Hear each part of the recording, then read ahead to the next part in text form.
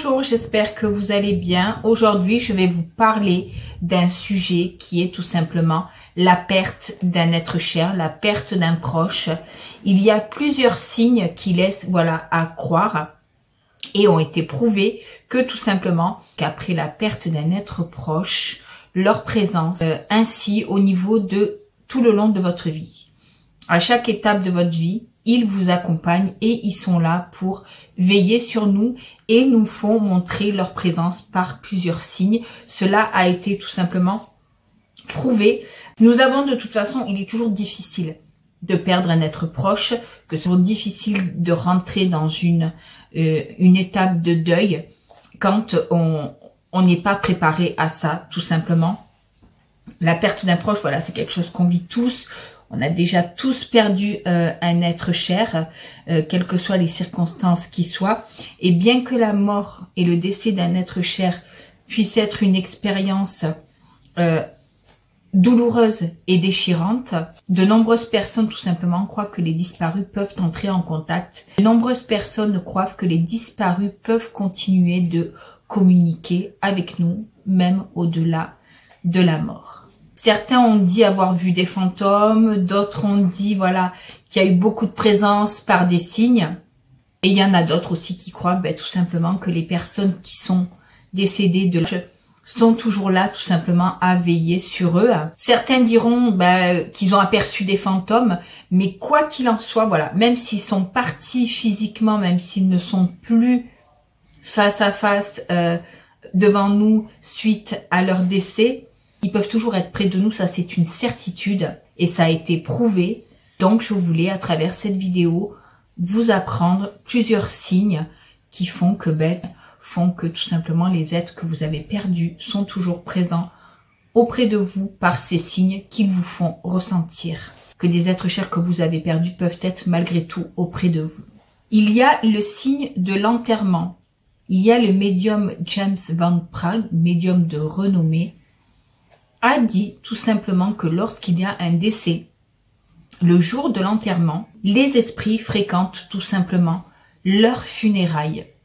Lorsqu'il y a la cérémonie en place, que les personnes se mettent dans les rangs justement de l'église, les défunts, ceux que l'on a perdus, ceux que vous avez perdus sont là à passer dans les allées, à passer devant nous et à essayer malgré tout de nous faire ressentir des présences par un soufflement au niveau de l'oreille, une présence où on pourrait sentir comme si on nous touchait pour nous réconforter, tout simplement. Et à travers leur réconfort, ils nous montrent que pour eux, malgré tout, tout va bien.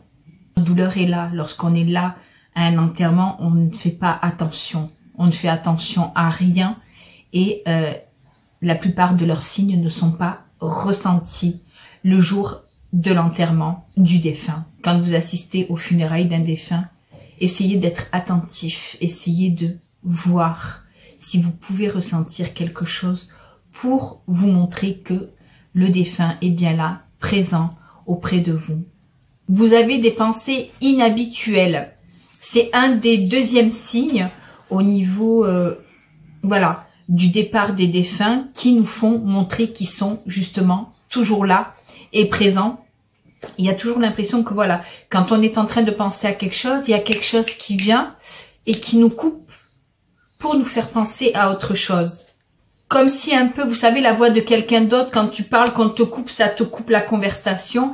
Et le défunt est là et vous coupe et vous dit, je suis là et je te le montre par ce signe-là.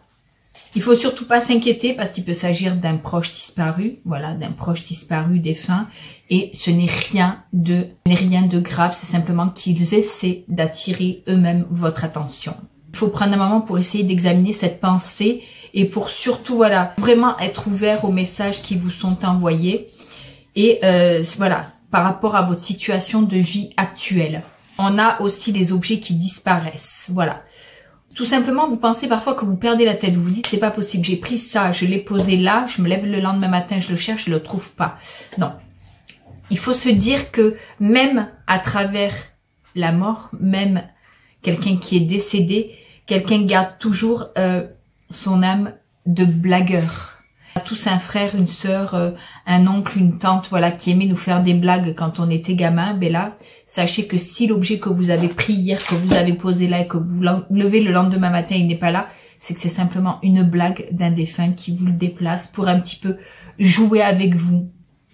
Parce que c'est pas tout simplement parce que les personnes sont décédées que ces personnes-là n'ont pas leur âme de blagueur, tout simplement. Voilà.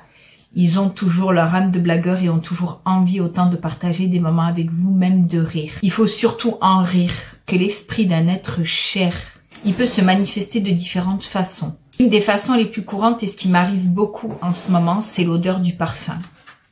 J'avais un frère qui est décédé et mon frère aimait une odeur de parfum assez particulière et depuis plusieurs mois maintenant, je ressens l'odeur de mon frère dans chaque pièce que je peux changer au niveau de ma maison. Et c'est très perturbant puisque c'est une odeur, pas que je refuse de ne plus sentir, mais c'est une odeur qui me fait à nouveau ressentir ce manque.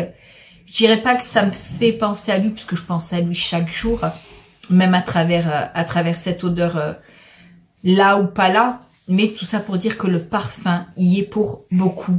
Sachant que l'odeur du parfum est un lien très fort et c'est quelque chose voilà qui est ancré en nous. L'odeur du parfum est un lien très fort. Il y a aussi l'odeur des aliments préférés en cours lorsque vous préparez quelque chose, je sais pas, je vais vous dire une bêtise, hein, un riz au lait ou des pâtes à la bolognaise que votre père, votre mère, votre oncle, votre tante, grand-mère, etc. avaient l'habitude de faire. Chaque fois qu'on refait, on a toujours cette odeur qui va nous rappeler et nous ramener en arrière avec ses souvenirs.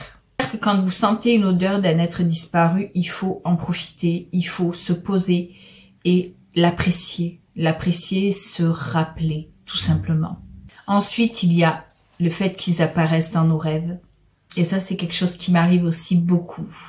De toute façon, c'est la façon la plus souvent dont les esprits cherchent à rentrer en contact avec nous, tout simplement. Nos pensées subconscientes sont les plus ouvertes au moment où nous sommes en train de dormir. C'est bien entendu ce qui leur permet de venir auprès de nous à travers nos rêves. C'est vrai que les rêves impliquant nos défunts, nos personnes décédées ont tendance à être très réalistes. Pour vous raconter un petit quelque chose rapidement, la dernière fois que j'ai pu rêver de mon père, etc., quand je me suis levée, je me suis mise à pleurer. D'un coup, voilà, les larmes coulaient tout seul. C'était tellement, j'étais tellement dans la réalité, dans ce rêve-là, que quand vous ouvrez les yeux, voilà, vous revenez malheureusement à la réalité actuelle. Et ça vous fait vous dire que voilà, ils sont plus là et que malgré tout, à travers ce rêve, ça vous a fait du bien de pouvoir rêver d'eux. Il y a la possibilité aussi qu'il y a des rêves lucides, ça arrive très souvent. Il faut surtout y accorder une attention très particulière parce que cela peut signifier un message de l'au-delà. Tout simplement. Il y a aussi ce sentiment d'être touché.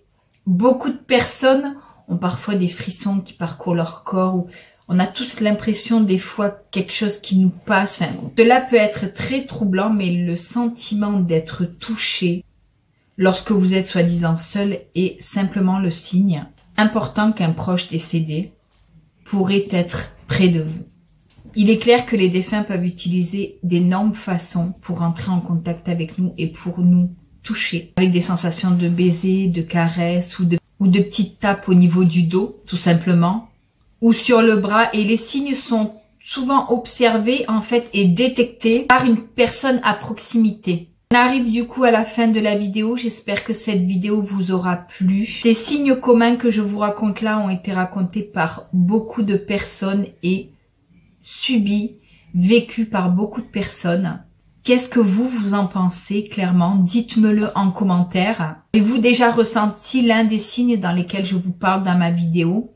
Si oui, je serais ravie d'écouter ton histoire par un commentaire que tu pourras me laisser en dessous de ma vidéo.